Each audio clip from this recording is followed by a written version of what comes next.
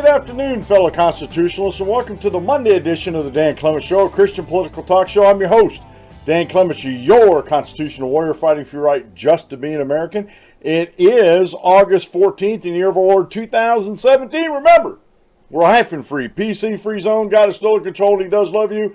And I'm broadcasting live from the Hemlock Studios here in the beautiful central Susquehanna Valley in the great Keystone State. I have both chat rooms up over at Blog Talk Radio and at my YouTube channel. And so far today, I'm able to monitor those. Looks like everything, knock on wood, is working okay. With that, I got to crank down my volumes just a little bit. They did an upgrade to OBS, Open Broadcast Studio. And before, I wasn't getting the volumes up I needed on my microphone through there, but now it's like it's blasting people out. So I got to crank back on them. So hopefully the volumes on the Blog Talk Radio and YouTube are sounding good. Good morning, Dave. I know you're listening out there when you can. Good morning, Bruce, Jake, and Darby. Again, they listen to my show whenever they can. Folks, if you were unaware of the events over the weekend, then you must be living under a rock, or you just don't follow the news at all. And there, quite frankly, folks, I know a lot of millennials that do not follow the news. So they may not, unless they were on YouTube or something, they may not know what happened down at Charlottesville, Virginia. And I'm not going to recap the whole thing. We're going to talk about different issues that went on down there. But my biggest boogaboo about the whole mess down in Charlottesville, that freedom of speech took a huge hit. Freedom of speech took a huge hit. And I was taking some pretty good hits on Facebook defending the freedom of speech. Well, especially with my anti-freedom groups out there like Indivisible, Common Cause, mainly Indivisible group though. Well, that speech can't be defended. Sorry. If you defend that speech, you're a Nazi just like them. And I asked them, how do they make that illogical leap? Excuse me. So we're going to talk about that today on the show here. The official drink of the Dan Clements Show is Rocky Mountain High Brand. Right now, I am drinking the lemonade. It doesn't have caffeine in it. Has 100 milligrams of hemp oil in it. It seems to help with my muscle aches. Doesn't help much with the fatigue, but it helps with the aches.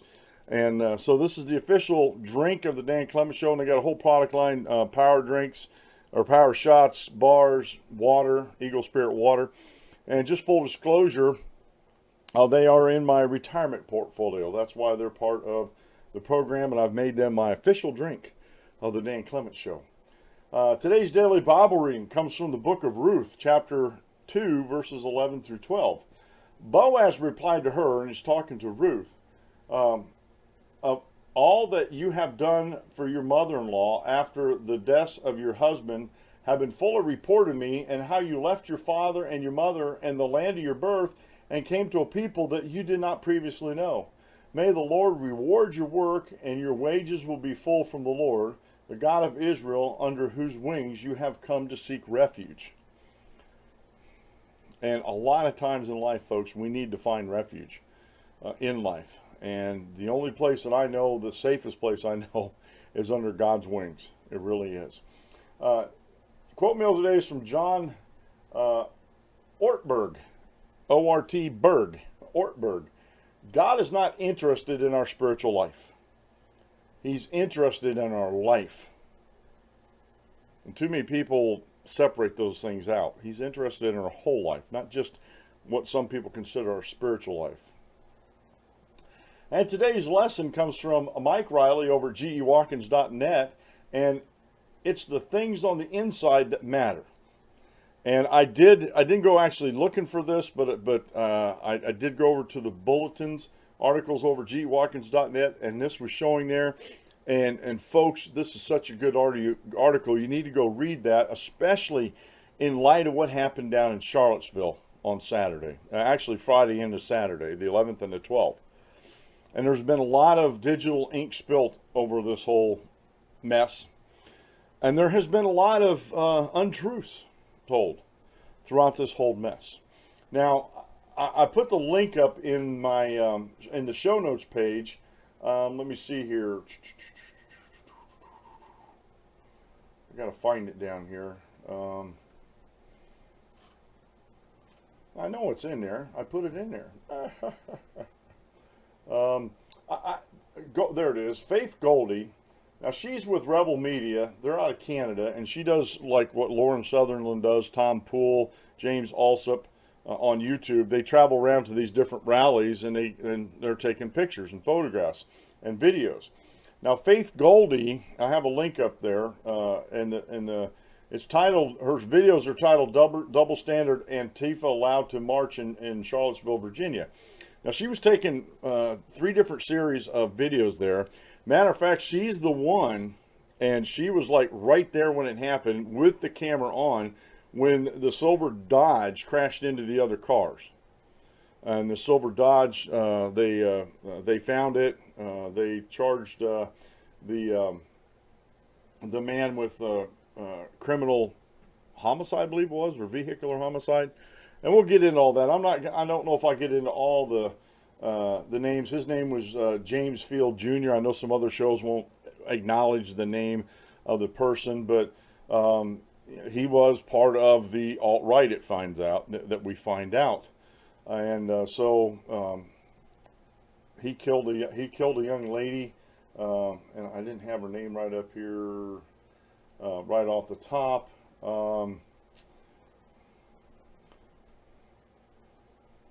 Oh, come on.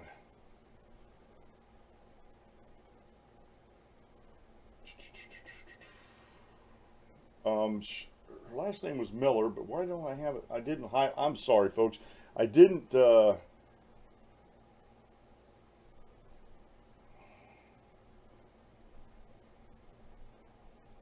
Hayer was her last name. And for some reason it didn't come. Oh, Heather Hayer. Oh, I apologize for it, folks. I thought I had that highlighted in there. If you go to my show notes page, you will see a slew of articles that I put up there. And I was reading and watching videos, and I was not only watching Faith Goldie's videos, but like I said, other videos. James Alsop, a couple of his friends had videos out, news videos from the right and the left. I sort of put in as Terry McAuliffe calls all of us quote unquote immigrants. I'm putting a video out after the show here. I'm finishing it up. I did some learning on my video editing, and I finally figured out how I can capture clips on videos, and I'm like, I'm so excited. So each day, like I said, each day the production quality goes up here at the Dan Clements Show. But the mosaic of different videos that you can see throughout the whole weekend, as far as on the 11th and the 12th, and the biggest glaring elephant in the room, as it were, that was left out of most of the lamestream media stories, whether it was on the and the anti-freedom folks on the internet, especially in the Visible group, was the violence that was committed by BLM and ANTIFA groups that were, and we're going to get into this, were given permits to be there on the same day, on Saturday, that they're going to have this big rally at Lee Park. Okay, and I know it's been renamed, but it's easier for me to, Emancipation Park is what it's renamed to, but it was Lee Park, and General Robert E. Lee. And part of the protest was, getting rid of the Southern heritage, getting rid of these statues, monuments and stuff to the Confederacy, instead of using them like normal. And I'm going to just say this: instead of using these things like a normal, teachable moment, people just want to rip these out and forget about history. Now,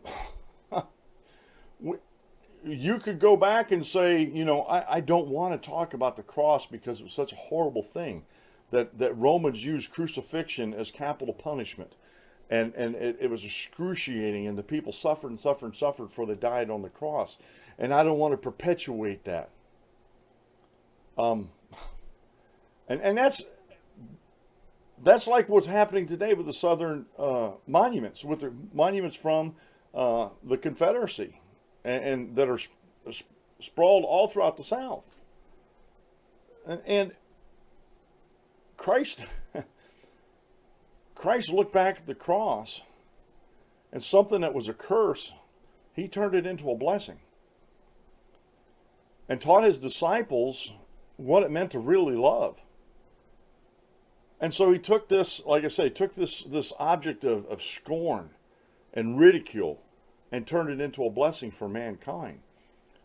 Can't people do the same thing? These objects of scorn and ridicule, can't they turn these into teachable moments so we don't ever repeat the mistakes of the past? But no, we have to virtue signal. And I say we accommodatively because I try not to do that. But we have to virtue signal everything. I mean, Terry McAuliffe, Mike Siner, and let me get back up here. I don't want to forget these guys. Mike Siner, S-I-G-N-E-R, or Signer, could be Mike Signer, Mayor of Charlottesville, and the city manager, Maurice Jones, and Terry McAuliffe, they're all virtue signaling throughout this whole thing. Like I said, I'm doing a couple videos this afternoon because I've been figuring out how to get these clips out of these videos so I don't have a great big long video that I have to go through and show you about how, Terry McAuliffe, well, we're a nation of immigrants, and unless you're Native American, you're an immigrant. And I was like, are you kidding me? I've been fighting this, honestly, folks. I've been fighting this idea since I started the show back in 2008. This idea that we're all immigrants. And I'll talk about that in that video. But that's part of the virtue signaling of the left. So we have a small timeline here from a local news, Lynchburg, Danville, Roanoke, ABC 13 WSET. And I'll try to remember. I didn't get their link in there, but I'll put it up in there. Timeline of events for Unite the Rally and Unite the Right rally in Charlottesville. And again, they were calling this a white supremacy rally. And it didn't start off this way. This was a group that was talking about uniting the right. And I don't know, it's hard to find everything about it, but it was not the original intent to have all these other groups come in there. From what I understand, now I could be stand to be corrected on that, but from my research, which is there isn't hardly anything out there about this, that's what was going on, because there were some folks that I don't consider to be alt-right that were going to speak at this rally, and the rally ended up getting shut down. But anyway, it just turned into a mess. And honestly, the governor and the mayor and the city manager of Charlottesville, the chief of police, they blame all this on the quote-unquote alt-right that was there at Unite the Right rally. And these guys are what you might call identitarians. They play with identity politics. And a lot of the identity politics is PC, politically correct. And we don't deal with politically correct here as far as allowing it on the show. And so we're going to call it out when we see this. What identitarians do is they separate people out into groups and identify them by that group. I'm definitely white. If you can't see that I'm white, then you need to get your eyes checked. I'm definitely a white man. And so I'm pigeonholing this group of white men that I may or may not fit. Now, if it was just an identifying marker that I'm Caucasian, I'm white, and that's the group they're putting me in for whatever reason they want, okay. I am. I'm white, okay? I understand that. For whatever reason, if you're trying to do statistics or something like that, if you're going to split me off into a group like that, I understand it. But the problem was with identitarians and the PC crowd out there, because I'm white, this, and this, and this are what I am. I'm a racist. I'm a patriarch. I'm a misogynistic. I'm a slave owner. All these things that they identify me with inside that, like subgroups of being white, that may or may not be true. And so they play these identity politics.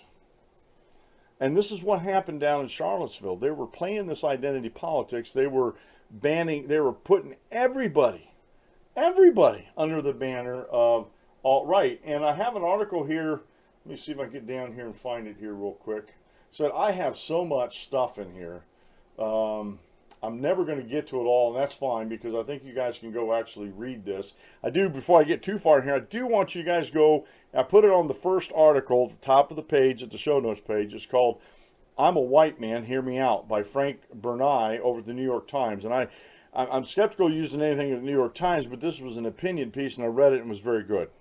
It was very good, so I encourage you to go over and read that. I'm not going to spoil it for you, but you go over and read that. It's titled I'm a White Man, Hear Me Out. Matter of fact, you can Google that if you want to, or you can, as I do here, I DuckDuckGo it. Okay?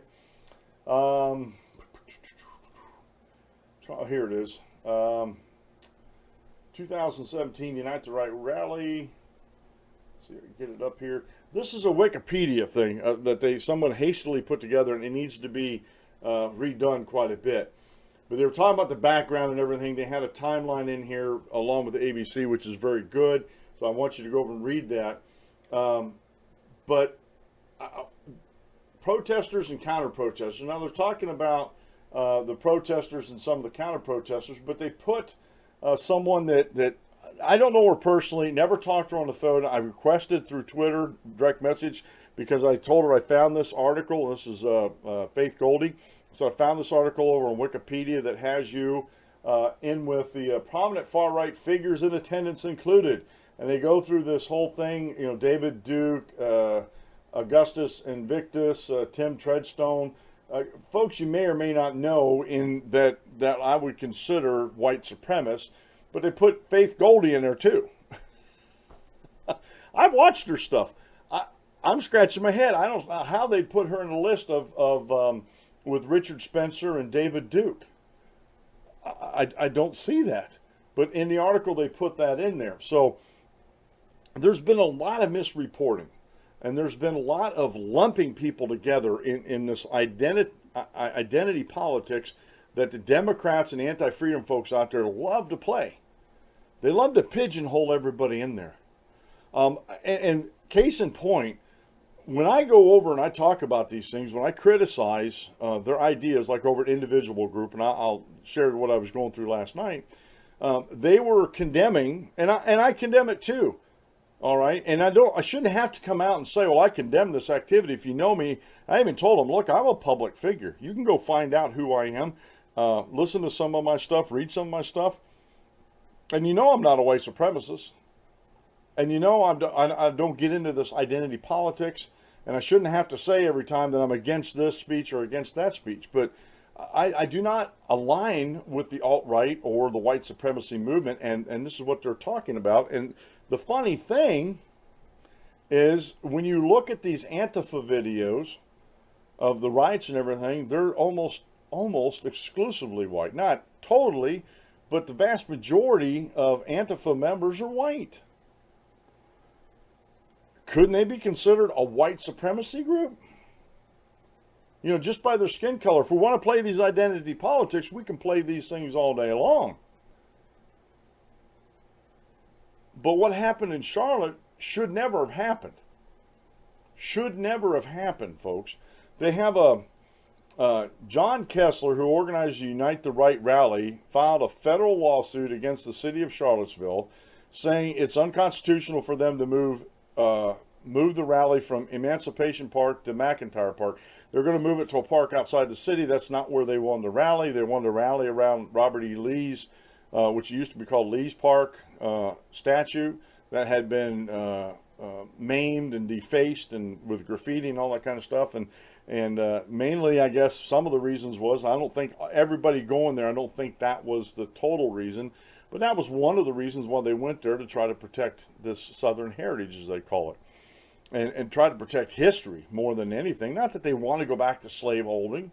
Not that they, and I'm not saying some of them don't want to go back to the Confederate States, but there was a bigger issue at large in the Civil War other than slavery. Slavery was a main driver, but the other issue was states, and I'm just going to put this out there, and you can mull this around in your gray matter a little bit. Not only was slavery bad, and this is one of the things the North was fighting against, but, and some more of my research that I've been reading up on Lincoln and the Union and everything before, I don't think we had to have the Civil War, because what we had was the federal government, which the states created, waging war on states that the states actually created. And something's untoward there. Something to me, I was always, fed the line about how, how great the Union was and how bad the South was. And yes, slavery was bad. And it's bad that we don't teach the whole history of slavery, like the first slave owner was black. There was a lot of black slave owners in the South, so it wasn't a racial thing that way. There's a lot of inconsistencies around, but, the other countries like England, they got rid of slavery without having a civil war. And so slavery, I believe, was the fuse that lit the war, but I think it was the states versus the federal government was the main driver there. And that's why you can't have a conversation with folks in the anti-freedom side today when you talk about states' rights and states' power under the 10th Amendment and the Constitution and how the federal government was set up by the states. You can't have that conversation because, well, you just want to have slavery again. Those type of people, you know what? I'm sorry, I don't even deal with them. That is one of the most ignorant statements you can make. Because it comes from ignorance. It comes from an echo chamber that I'm not part of and will never be part of. But anyway, so on the August 10th, Thursday, just prior to that, the city of Charlottesville denied or revoked the permit that they gave. Then they went to federal and said, well, if you're going to have this, you got to go to this park. Well, they didn't want to go to that park. They had a permit to go to this park. They went to federal court, and the federal judge says, no, the rally, you gave the permit here. It's freedom of assembly. This is all constitutional. Freedom of assembly, freedom of association, freedom of speech. Okay? And then on August 11th, Governor McAuliffe released a statement saying the National Guard, Virginia State Police, and other public safety officials will be on standby for the scheduled rally on August 12th. And I have articles in here from reporters from Fox News and elsewhere. And Faith Goldie's videos that the police were nowhere around. They're on standby. And it showed some pictures. Some folks were sharing pictures on, I believe, Snapchat, Instagram, Periscope, some of these other. And as I said, I was looking at pictures and watching videos most of the day on Saturday afternoon, evening, and then Sunday afternoon. I continued watching these because I was interested in what was going on. And at the beginning, before the rally started, they had the police outside of barricades. But once the violence started, and look, folks, like I said, I don't agree with what a lot of the alt-right has to say. But you know what? They're a fringe. You take all the alt-right groups in the country, they're fringe. They're on the outskirts of normal society, and their ideas are on the outskirts of normal society. But you know what? In our representative republic, our constitutionally controlled representative republic, they have a protected right to say what they want to say. They absolutely do. And this is where I part ways with a lot of our anti-freedom folks, and Terry McAuliffe and Signer and the city manager in Charlotte and all these Democrats out there that are in the lamestream media, all these anti-freedom folks that are just spewing this nonsense out there. The alt-right absolutely has the freedom of speech, a protected, constitutional protected freedom. And that doesn't only mean from the government, folks. I'm tired of people saying, well, that's only protected by the government. No, it's protected from other fellow citizens too. You cannot stop me from speaking my piece. That's unconstitutional, and I have never got into the law of this, but I think it's against the law for you to do that. It's definitely protected by the Constitution, so I should have some type of redress in court if you shut down my freedom of speech. And you know what? Unite the Right and anybody that was there, especially let's say the Unite the Right, I believe they have a case they could take to court and sue the city of Charlottesville, the state of Virginia, BLM, ANTIFA, anybody that had a hand in shutting down their freedom of speech. And I've said this before and I'll say it again. I may disagree to my core and fight with my last dying breath the ideas that you speak. But you know what? I'll also defend with my last dying breath your right to say these things. And that's not just, I'm not just virtue signaling to you. That's not something idle to me. That's something that's very, very important to me.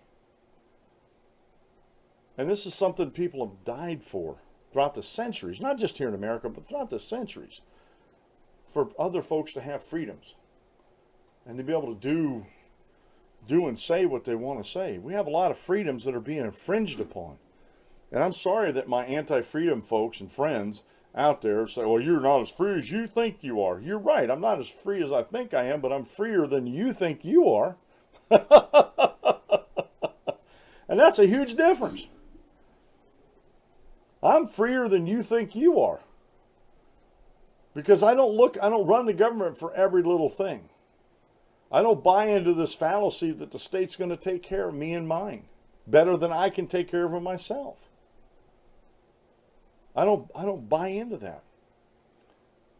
And so this whole thing, this whole ruckus down in Charlottesville could have been avoided. One, if you go back over to the Wikipedia article that I was citing in here, they have citations in there where they actually, the day before, that would be on Friday, August 11th, Charlottesville, the mayor and the city manager issued permits for BLM and ANTIFA to be there at the same time.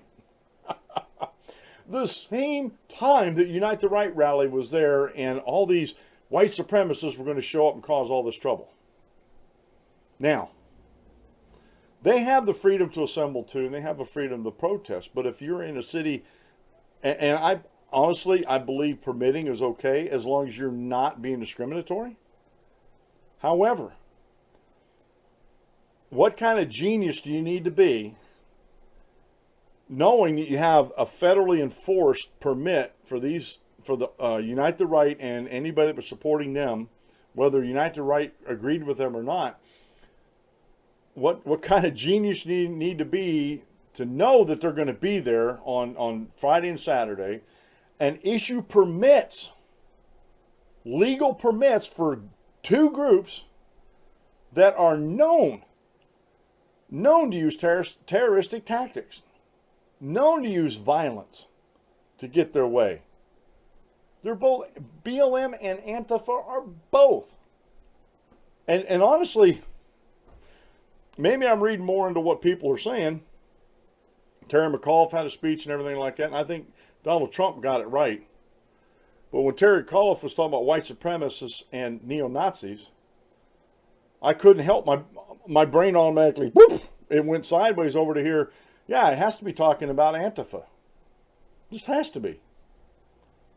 And I got taken to task about that on Indivisible last night.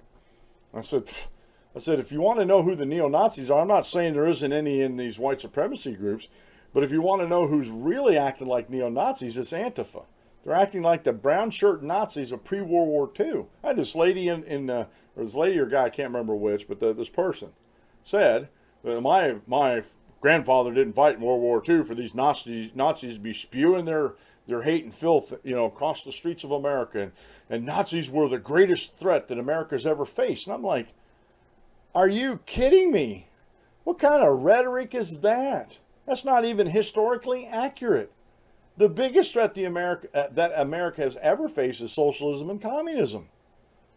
That literally fights against the freedoms that are enshrined in our Declaration of Independence, our Constitution, our Bill of Rights. The biggest threat to freedom and liberty is socialism and communism, which the anti-freedom folks in this country, no matter which side of the political aisle you want to call yourself on, have endorsed and embraced these communist and socialist ideas that are anti-freedom. So, but President Trump, and I'm not going to get into his, hopefully everybody's heard that, but he condemned the violence on all sides. And he was taking the task. Well, you needed to say it was the white supremacists' fault. You didn't say it. He said what needed to be said. I agree with President Trump on this time.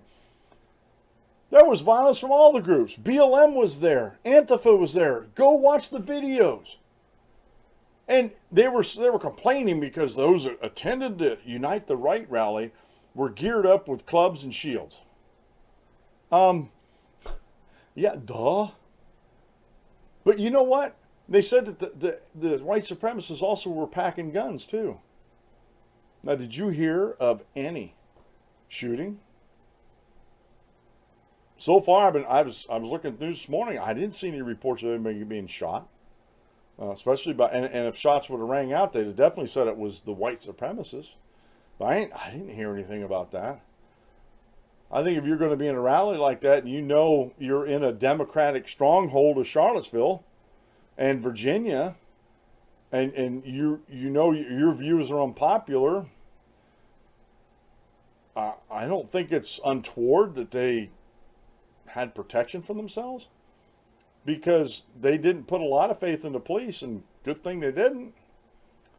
Because Fox News is actually, and I'm gonna, like I said, I got a couple videos I'm gonna crank out today, but Fox News reporter McKelloway, police were called off when violence started. Now we have on August 12th around at approximately 11:32 a.m. according to ABC WSET News, ABC 13. Law enforcement ruled it was an unlawful assembly after violence broke out, but they never say who started it. Now, on Friday night, they had this tiki torch. They're walking through the campus with these tiki torches, and there's actual video out there where they were marching. You know what? Honestly, I don't care what they were saying. I really don't care what they're saying, because you know what? Sticks and stones may break my bones, but words will never harm me. You know, unless maybe if you're a snowflake. But they were attacked. They were attacked on Friday night, and they defended themselves. You know, it broke out then. And again, a lot of the speakers, James Alsop, didn't even make it up there to the area. He couldn't even get there because the police had already decided this is an unlawful assembly because of the violence. But the problem is they never say where the violence started. And all the videos I saw there, I'm not saying that the white supremacists and those that came to support the Unite the Right rally did not fight back, but the videos I saw, the rock throwing and stuff like that, was coming from the other side.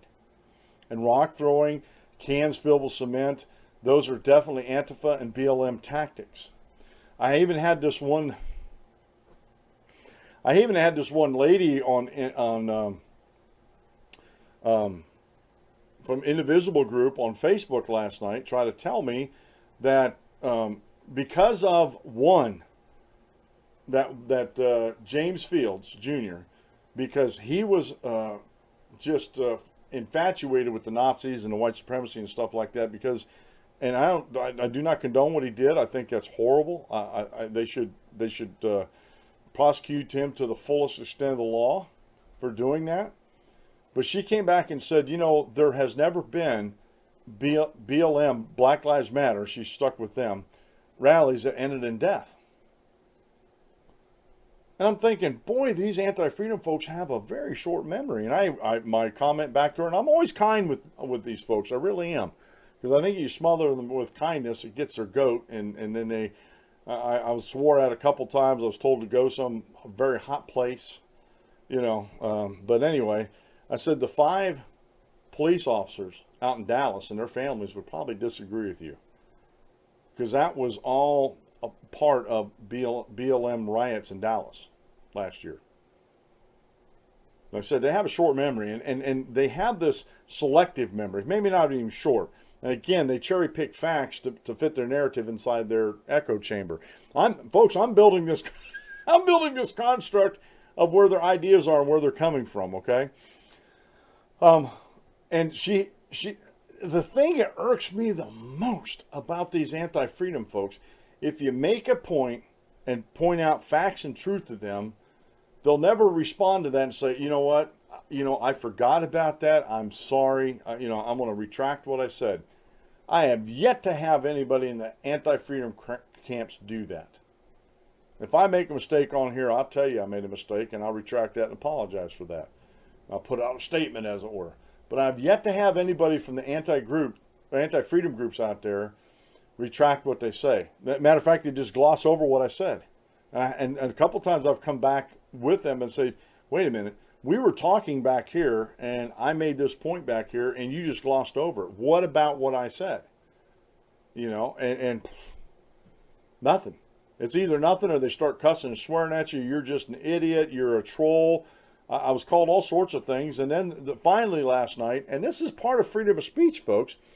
Friday, a couple of them on Indivisible got in and said, you know, this troll just needs to be blocked from the group. And I'm like, you guys are a public group.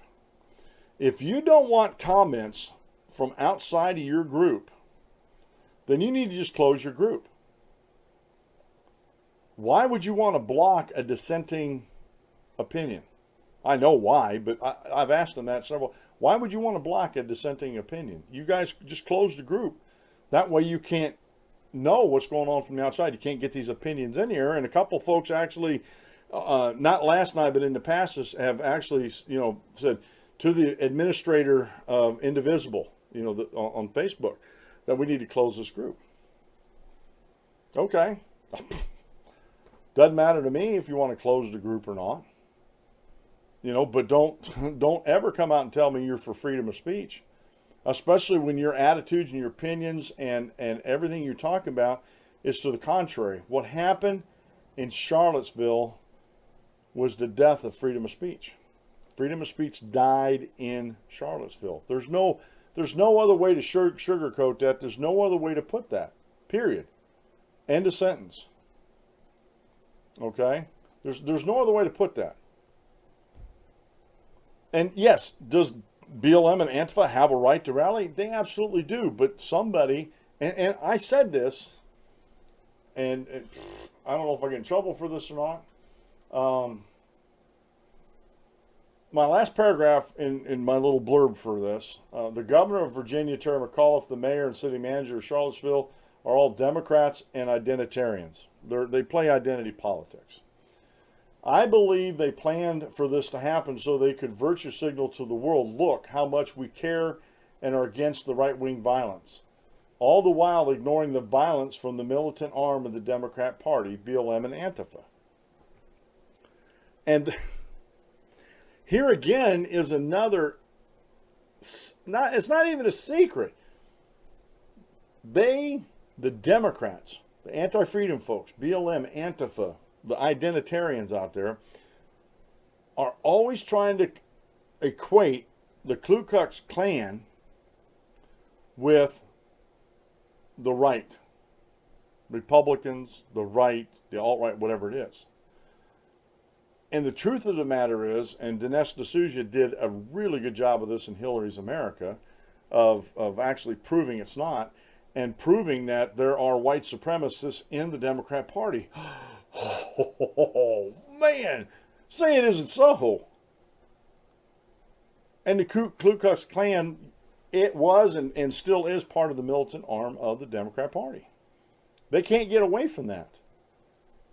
And yet, I'm told I need to condemn the alt-right and ANTIFA, and I do not agree, or ANTIFA, with the alt-right, the white supremacists, the neo-Nazis, whatever. I do not agree with their ideology. And if you know me, if you've listened to me, you know darn well I don't agree with their ideology, even though I'm white. And folks, this is why I got away from this left-right paradigm. This is why I got away from this Democrat-Republican type, because Republicans are on the right and Democrats are on the left. Oh. But these guys, folks, some of these white supremacists, some of these alt-right folks supported Donald Trump, who ran as a Republican on the political right of things, from what a lot of people think. And yet I would put these white supremacists and these alt-right folks, the neo-Nazis and stuff like that, firmly in the camp of anti-freedom. They are firmly in anti-freedom because they want to restrict people's freedoms. If you want to restrict people's freedoms and liberties, you are anti-freedom, my friend. There's no two ways about that. That you are anti-freedom. I don't care what side of the political spectrum you're on. And BLM and ANTIFA are on that anti-freedom list, that short list, because they want to restrict people's freedoms. So you see, I keep building this argument every day about freedom versus anti-freedom. And the more time passes, the more this, my new way of thinking here, and I'm not the only one that thinks this, but on this program here, getting away from the left-right paradigm, the more it's accurate. Because there's anti-freedom groups on both sides of identity politics, on both sides of the left and right, on both sides in the Republican Party, in the Democrat Party. There are anti-freedom folks in both of them. Anybody that wants to restrict your God-given freedoms and liberties, by definition, is anti-freedom. And so we have to remember that. So there's going to be a lot of fallout over the days and weeks after this.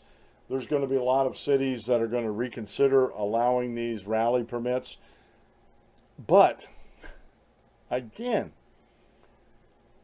the cities and municipalities, whoever it is, are going against the Constitution as far as allowing these people to assemble. Now, let me clue you in on a little something here so they get a drink. Charlottesville could have turned out totally different. They really could have. If the Democrats weren't stupid enough to give competing permits for competing rallies in the same city at the same time. If they hadn't have done that, they could have cordoned off the area and shook down anybody, patted them down, checked their backpacks and everything, anybody that wanted in a certain area of Lee Park or Emancipation Park. And could have let the reporters in there, could have let all the speakers speak at the Unite the Right and weed your way through the different speeches and stuff like that. Actually let them speak and actually let them exercise their freedom of speech. Now, you don't have to listen to it. If you're that much of a snowflake and I just don't agree with these folks, I'm not going to listen to them. That's your choice.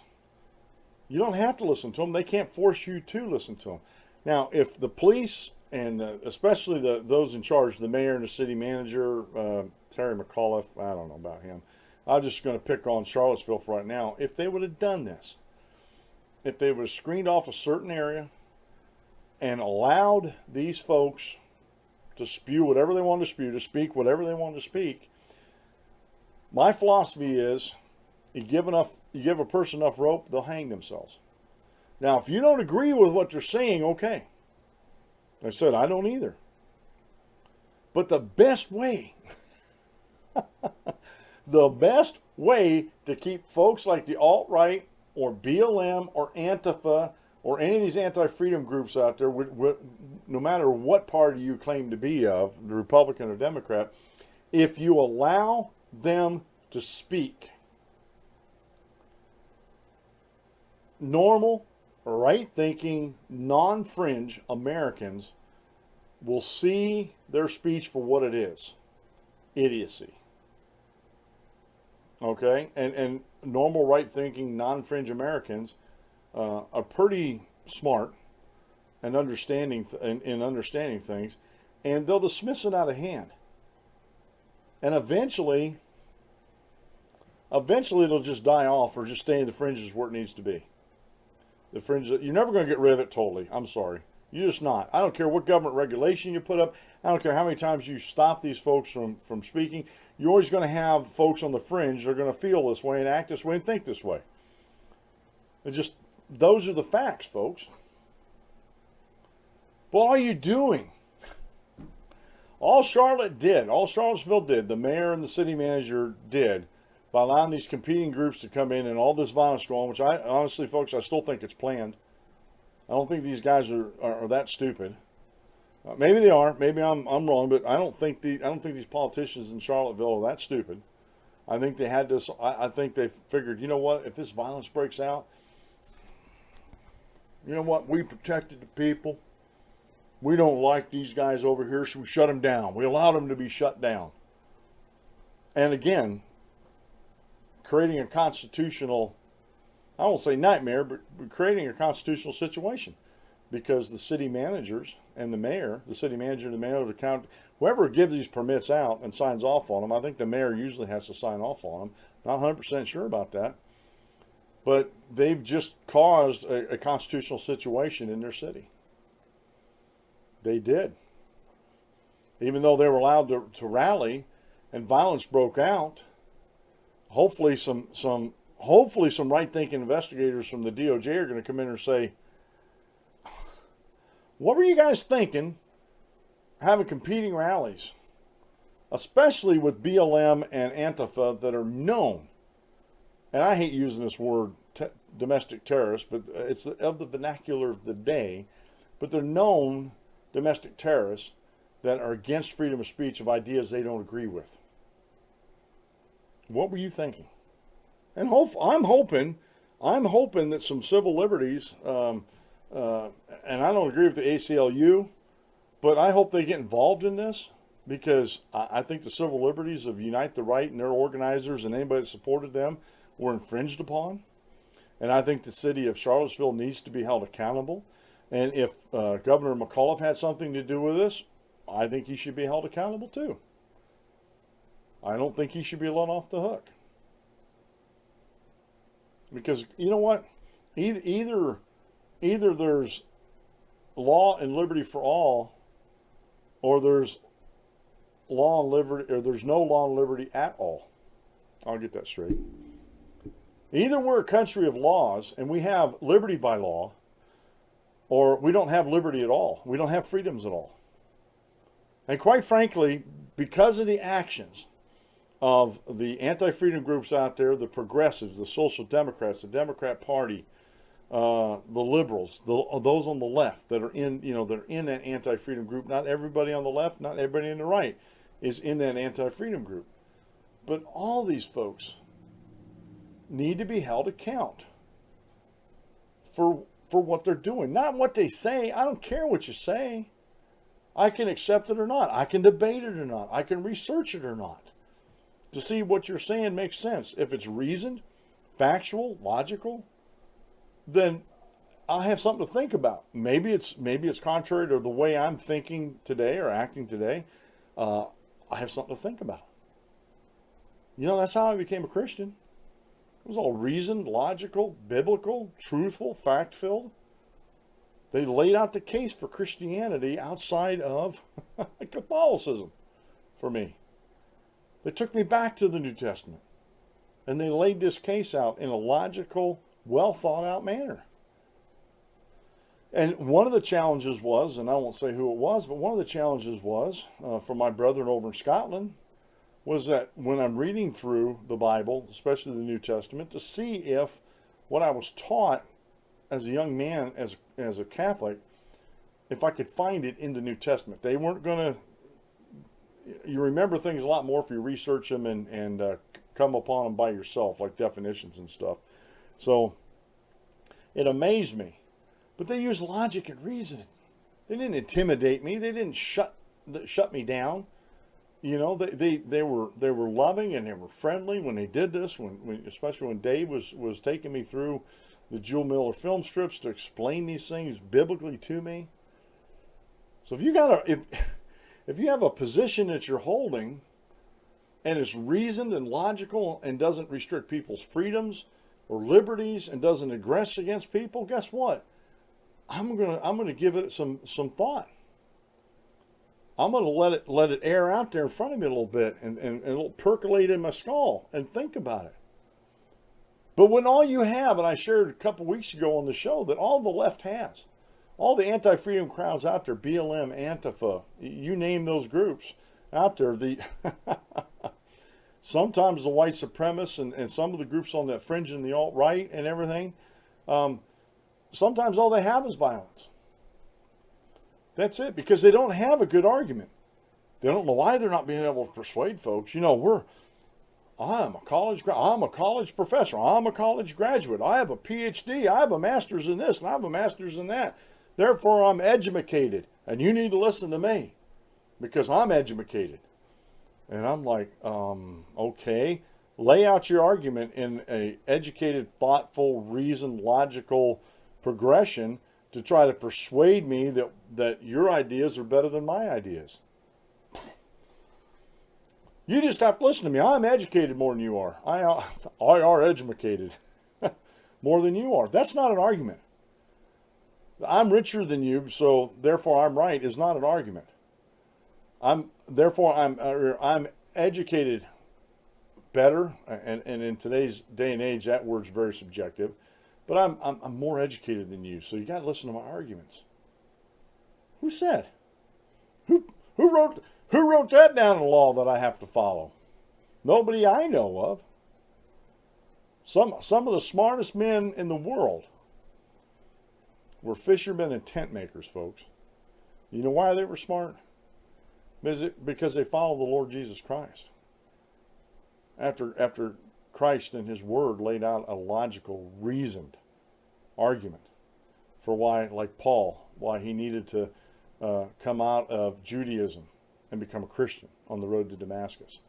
Why Christ brought these men out of their fishing boats, or that tax gatherer out of his booth or out of his office from collecting taxes, because he made a reasoned, logical, compassionate argument for the ideas, for the exegeses that he was giving them about God and his word and what God wanted for them in their lives. I'm living proof that a mind can be changed. But again, you're not going to change me by violence. And of course, Dave would never have been able to do this, but if they would have been able to threaten me and beat me into submission to be a Christian, what would that have benefited me? Just like in the news recently, some of these captives that were forced to convert to Islam. And the one guy said, well, I just converted so my time would be easier there. Okay. I can't say I'd do the same thing in the same situation. I hope I wouldn't. But what good, again, the example is, what good did it do the Muslims who forced him to change? Did they make a true convert? No. Did he believe in what they were saying? No. Then what good did it do? Again, with Antifa and BLM, what good did it do your movement to kill those 5 cops in Dallas? Nothing. Antifa, what good did it do you out in Berkeley, California, to shut down Milo Yiannopoulos and Ann Coulter from exercising their freedom of speech? And exercising other folks' freedom of association to go listen to her speak? Nothing. Guess what it did? It got the bulk of America angry at you. And it made them dismissive of you. Because instead of using reason and logic, you use violence. And again, in Charlottesville, the same thing. The governor, the mayor, the city manager are all responsible. They're all culpable in this. They didn't go out there and force these people together, but they sure set up the situation in the instance to where violence would erupt.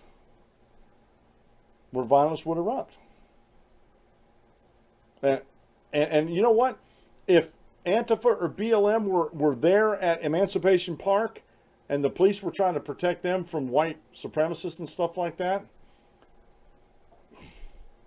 I don't know if it'd be any different. I don't know if the police would still run once violence broke out. I have my suspicions it wouldn't, because of the politics of the day. You know, because BLM and Antifa, they're acceptable. I don't know how, but on the anti-freedom groups out there, the crowds out there that support Antifa and BLM, oh, they're acceptable. You know, they're an oppressed people. And Antifa, they're just fighting fascism, even though they're being fascist in the way they're fighting fascism, which I still haven't figured out how that works. How can you fight something when you are that? And how can a group such as Black Lives Matter not embrace, and they've actually, I've seen it on social media where people come out and say, well, okay, yeah, Black Lives Matter, but guess what? All lives actually matter. Well, you can't say that. You can't say that. You're taking away from my experience. My experience, and that's the other thing with identity politics, my experience, what I've gone through, trumps anything that you have to say or do. You know, you don't have the experience. Well, I'm sorry, folks. There's a lot of millennials that are in the Black Lives Movement that didn't struggle. I'm not saying not all of them. You know, there's some in there that probably did. You know, came up through these government-created ghettos and these government-controlled cities like Detroit and Baltimore and stuff like that. There was violence. Chicago, there's violence every day, killings every day. And I'm not saying they didn't have to go through a struggle. But does that, by virtue of you going through that struggle, does that make your voice more important than anybody else's? And if you can't make a reasoned argument for it, does that make it okay for you to use violence because, you were oppressed, so I'm just paying back my oppressors, to get my point across? Does that make it okay? I don't think it does. I absolutely do not think it does. Now, I'm sorry I didn't get to a lot of articles today. Like I said, there was a lot of articles over to DanClementShow.com. If you want to go see these, there's one on there. I want to end the show on this because I want to bring it up to, I want to get a little humor into the show here. New York Times, real quick here. Let me get over to it. New York Times warns, I have a hard time getting this out, folks. New York Times warns climate change may be greater threat to Guam than North Korea. And this is by Gage Cohen, August 11th. And this is reported by CNSnews.com over at, on that one of my favorite websites. On Friday morning, the New York Times promoted this article entitled, "North Korea Aside, Guam Faces Another Threat, Climate Change," by asking its Twitter readers a question. What's a greater threat to Guam, North Korea or climate change? Let me ponder that one for a couple seconds here. Climate change or nuclear annihilation?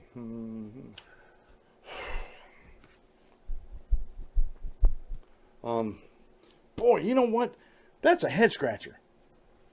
That's a real head scratcher. Which one? Man, I can't decide. Climate change or North Korea and their threat of nuclear annihilation. That's a tough one, folks. That's a real tough one. Wow. I'm going to have to get back to you on that. I really don't know. And this was an actual question that was asked. And again, real quick here, before I run out of time, climate change has never been proven that it's caused by human beings. But you know what? It's a proven historical fact that nuclear war is caused by human beings. Just saying, folks. Think about it. Think about it. Oh, like I said, it makes me laugh to no end that these anti-freedom folks out there, especially the New York Times, are out there and they're doing this. Well, folks, that's the music. That's the end of the show. Had real good fun with you today. Grave and serious topics we're talking about here, but you know what? They have to be talked about and discussed in a constitutional Christian frame of mind. This has been the Dan Clemens Show. I'm your host, Dan Clemens, your constitutional warrior. Remember, if you aim at nothing, you hit it every time. Have a great rest of the day, folks, and God bless, and we'll see you tomorrow at noon.